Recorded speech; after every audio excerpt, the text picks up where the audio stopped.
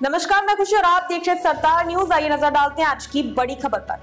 शिक्षिका की भूमिका में नजर आई राष्ट्रपति मुर्मू, विद्यार्थियों से किया संवाद, जल संरक्षण, ग्लोबल वार्मिंग पर की बात। राष्ट्रपति द्रौपदी मुर्मू ने गुरुवार को देश के सर्वोच्च संवैधानिक पद पर 2 साल का कार्यकाल पूरा कर लिया। इस अवसर पर वे शिक्षिका की भूमिका में नजर आई और विद्यार्थियों से ग्लोबल वार्मिंग और इसे रोकने के तरीकों पर संवाद किया। डॉक्टर राजेंद्र प्रसाद केंद्रीय विद्यालय में 9वीं कक्षा के विद्यार्थियों के साथ संवाद करते हुए उन्होंने जल संरक्षण पर जोर दिया। कक्षा के 53 विद्यार्थियों को संबोधित करते हुए राष्ट्रपति ने कहा कि मैं पिछले कई दिनों से सोच रही थी कि आपसे बात करूं, क्योंकि आजकल के बच्चे बहुत प्रतिभाशाली हैं, उनसे बहुत कुछ सीखने को मिलता है। संवाद की शुरुआत में राष्ट्रपति ने विद्यार्थियों से उनकी अभिलाषा और पसंदीदा विषयों के बारे में पूछा तथा ये जानकर प्रसन्नता व्यक्त की कि विद्यार्थी वैज्ञानिक और डॉक्टर बनने को इच्छुक हैं।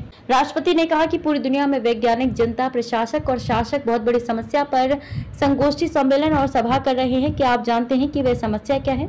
इस पर तुरंत विद्यार्थियों ने जवाब दिया कि जलवायु परिवर्तन, ग्लोबल वार्मिंग और पर्यावरण प्रदूषण। राष्ट्रपति ने कहा कि उन्होंने स्कूल में पढ़ा था कि 6 ऋतुएं होती हैं, लेकिन हम केवल 4 महसूस करते हैं। उन्होंने कहा कि इन चारों में से सबसे ज्यादा गर्मी का एहसास हमें ग्लोबल वार्मिंग की वजह से होता है। दिन ब दिन तापमान बढ़ता जा रहा है और इसका असर सिर्फ इंसानों पर ही नहीं बल्कि जानवरों, पक्षियों और पेड़ों पर भी पड़ रहा है।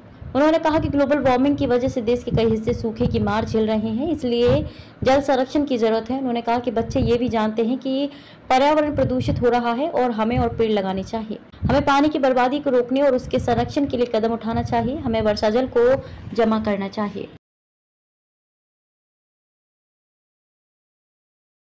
अब तक के लिए बस इतना ही। फिर होगी आपसे मुलाकात ऐसी एक और खबर के साथ। तब तक के लिए नमस्कार और देखते रहिए सरदार न्यूज।